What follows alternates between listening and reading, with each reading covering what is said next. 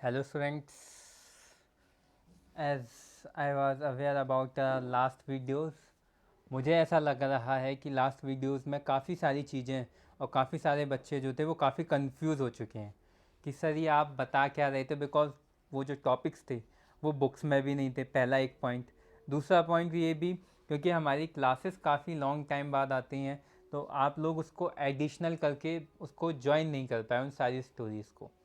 तो आज के वीडियो में मेरी फर्स्ट प्रायोरिटी ये होगी कि मैं एक बार आपको डेट वाइज या क्रोनोलॉजिकली सारी डेट सब कुछ रिवाइज कराते हुए दोबारा से आपको आज 1928 और 1928 के बीच का टाइम बताऊं।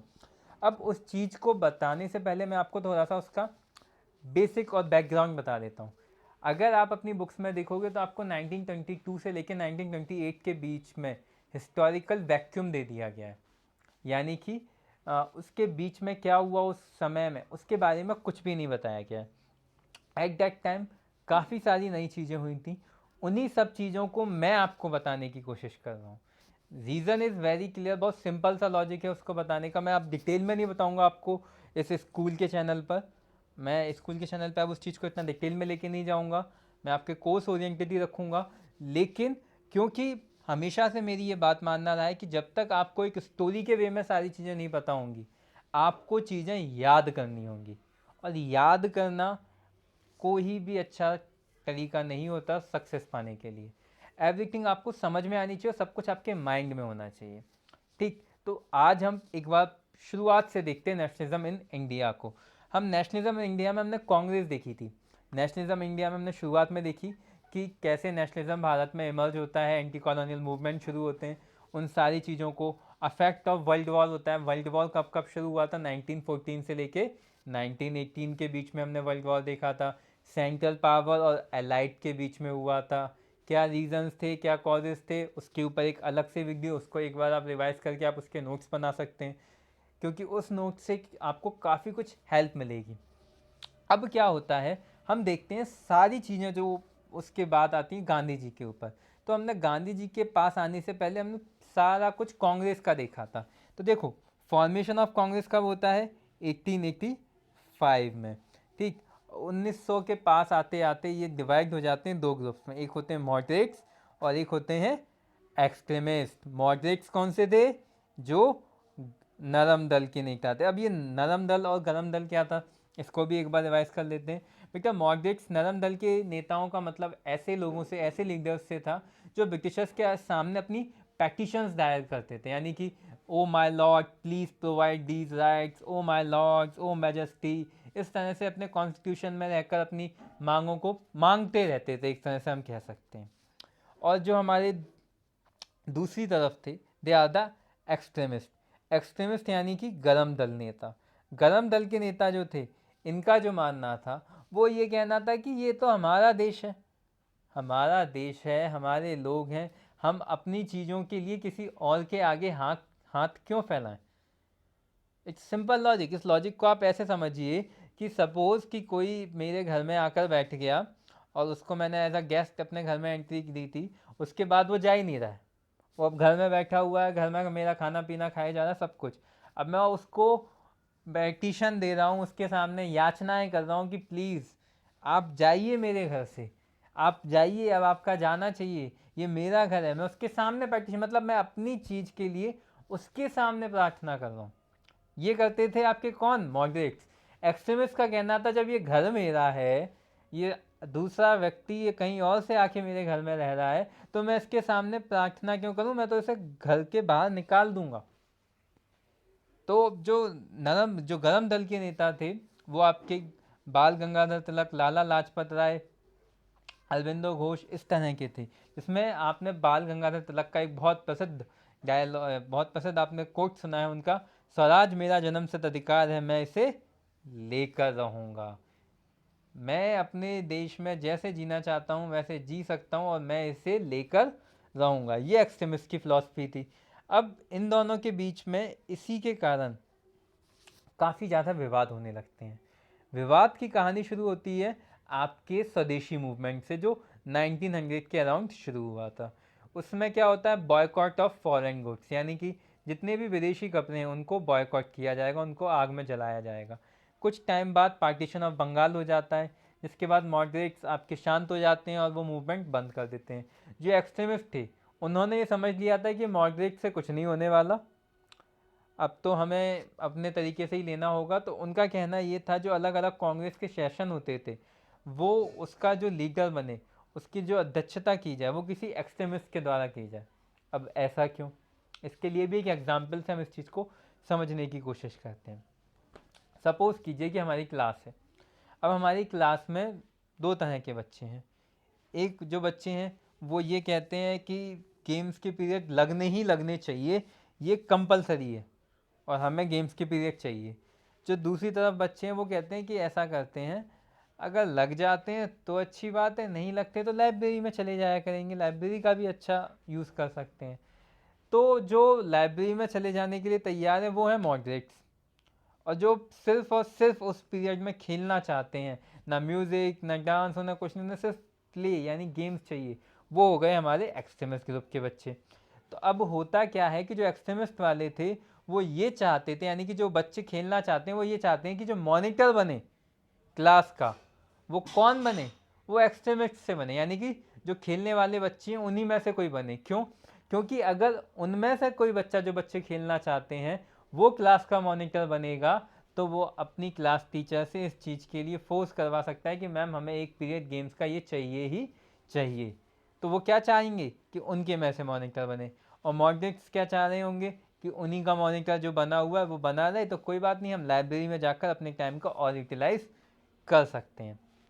तो इसी तरह से जो एक्सट्रीमिस्ट थे वो अब ये चाहते थे कि कांग्रेस के सेशन की प्रेसिडेंट यानी कि अध्यक्षता जो की जाए वो किसी एक्सट्रीमिस्ट के द्वारा की जाए, जिससे होगा क्या कि उसमें इस तरह के रेजोल्यूशन पास होंगे जो एक्सट्रीमिस्ट चाहते हैं।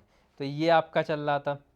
अब होता क्या है, 1908 में यहाँ पर बाल गंगाधर तिलक के जो उनके समर्थन के लोग थे उन्होंने मॉडर्निस्ट के ऊपर, मतलब एक कांग्रेस की सेशन चल रहा था उसमें आकर उनके ऊपर एक जूता फेंक के मार दिया, जिससे मॉडरेट्स एक्सट्रीमिस्ट से काफ़ी ज़्यादा नाराज़ हो गए और सूरत में इन दोनों का विभाजन यानी कांग्रेस का स्प्लिट हो जाता है, यानी कांग्रेस विभाजित हो जाती है दो भागों में, मॉडरेट्स और एक्सट्रीमिस्ट।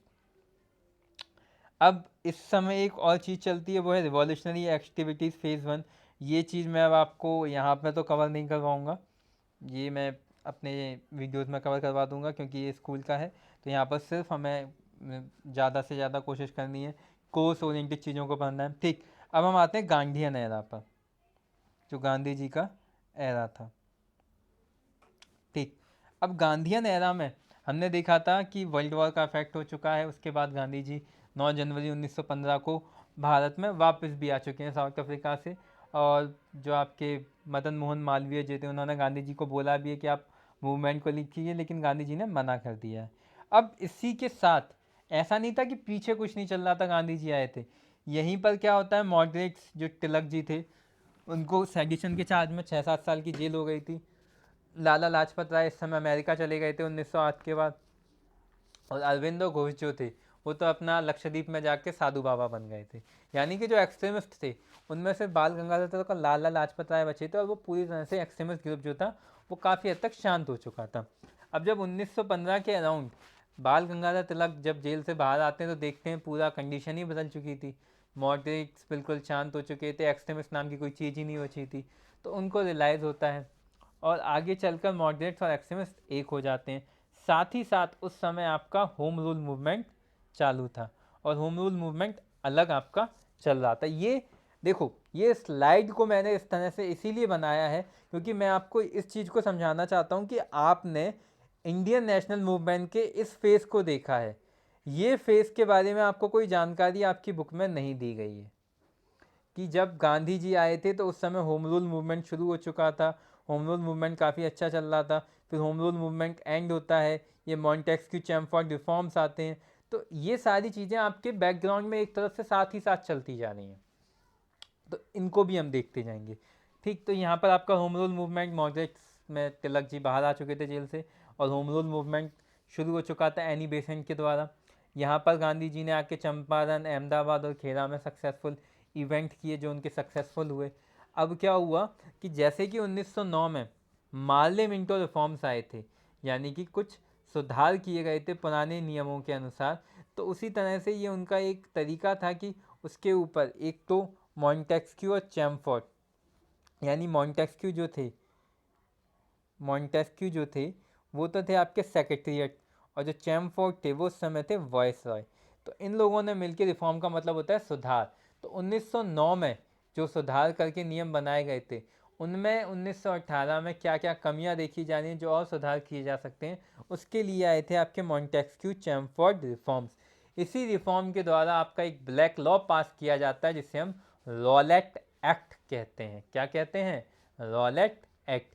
अब देखिए यही चीज़ मैं आपको बताना चाह रहा हूँ कि आपकी बुक में चीज़ें नहीं बताई गई हैं तो आपको एक पॉइंट से सीधा दूसरे सीन में ले आते हैं, तो उसको कनेक्ट तब कर पाओगे जब आपको हर एक चीज़ पता होगी। अब आपके लिए याद नहीं, समझना कितना आसान हो गया कि बापू आए अफ्रीका से, बापू ने सत्याग्रह का आइडिया बताया, उसके बाद बापू ने क्या किया, चंपारण किया, अहमदाबाद किया, खेड़ा किया, तीनों में बापू सक्सेसफुल हुए।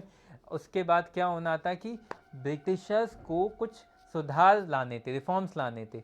तो मॉन्टेस्क्यू चैमफोर्ड रिफॉर्म्स के द्वारा उन्होंने गांधी जी की सक्सेस को रोकने के लिए एक नया कानून पास कर दिया जिसका नाम रखा गया रॉलेट एक्ट, यानी ब्लैक लॉ।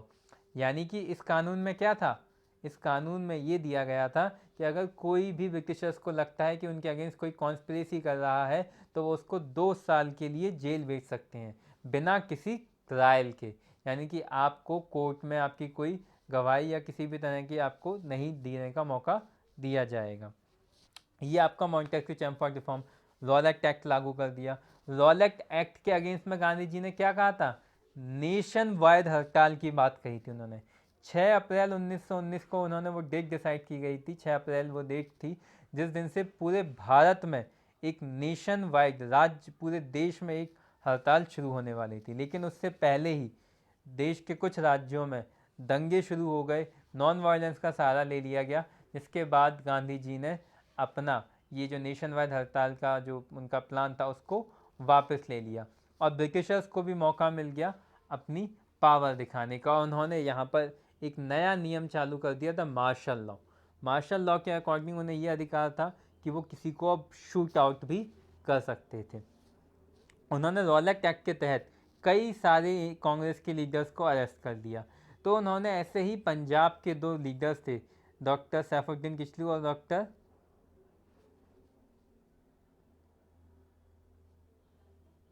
सैफुद्दीन किचलू और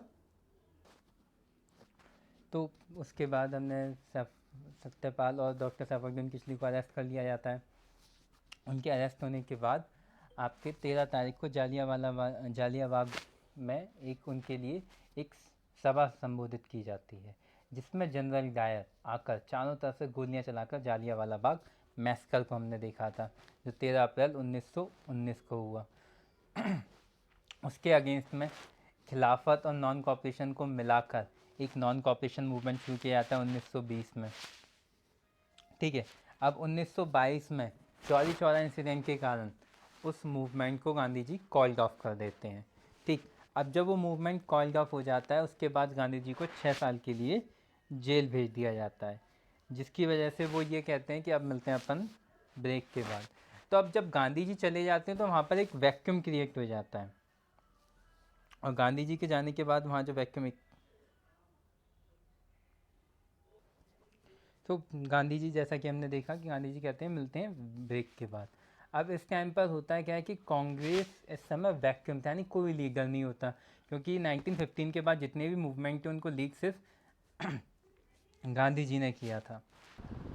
तो ये वाली साइड में हम देखते हैं गांधी जी कैसे उस समय प्रॉब्लम हो जाती है। 1922 से 28 के बीच में वैक्यूम हो जाता है। तो कांग्रेस में आपस में एक बार फिर से आइडियोलॉजीज़ का क्लैश होता है। एक होते हैं प्रो चेंजर्स जो ये चाहते थे कि वो लेजिस्लेटिव काउंसिल में जाके इलेक्शन लड़ें और ये जो बॉयकॉट का मैटर है इसे ख़त्म करके वो इलेक्शन के थ्रू लेजिस्लेटिव काउंसिल में जाके कुछ देश के लिए अच्छा कर सकें। दूसरी तरफ थे नो चेंजर्स जो ये कहते थे कि नहीं, हमें इसी के तहत काम करना चाहिए और इसी के सहारे अपने मूवमेंट को आगे सफल कराना चाहिए। तो इसी की कहानी रहती है 1922 से लेकर 1928 के बीच। इसी में मैंने आपको बताया था कि स्वराजिस्ट में आपके एक तरफ होते हैं सी आर दास, मोतीलाल नेहरू और अजमल खान, ठीक। और जो आपके नो चेंजर्स थे उसमें आपके लीडर थे श्री राजगोपालचारी, एम ए अंसारी, राजेंद्र प्रसाद और वल्लभ भाई पटेल, जिनका ये मानना था कि ऐसा नहीं होना चाहिए। लेकिन इस बार जो होता है वो कांग्रेस में विभाजन नहीं होता, क्योंकि ये लोग इस चीज़ को एग्री कर लेते हैं, जो नो चेंजर्स थे, कि जो स्वराजिस्ट हैं वो यहाँ से जा सकते, मतलब कि वो इलेक्शन लड़ सकते हैं कांग्रेस में रह कर भी। तो इन्हीं सब चीज़ों को लेकर आपका 1922 से लेकर 1928 का वो पीरियड था जो मैंने आपको लास्ट वीडियो में समझाया था कि 1922 से लेकर 1928 के बीच जब गांधी जी नहीं थे तो कांग्रेस ने उस टाइम पर क्या किया था। अब जो मेरी नेक्स्ट क्लास आएगी उसमें मैं आपको रिवॉल्यूशनरी फेज़ बताऊंगा कि उस टाइम पर रिवॉल्यूशनरीज यानी भगत सिंह, सुखदेव, राजगुरु, इन सब ने उस टाइम पर क्या किया था, वो मैं आपको अपने नेक्स्ट वीडियो में बताऊंगा। अब आप लास्ट वीडियो को देखेंगे तो आपको ज़्यादा अच्छे से क्लियर हो जाएगा।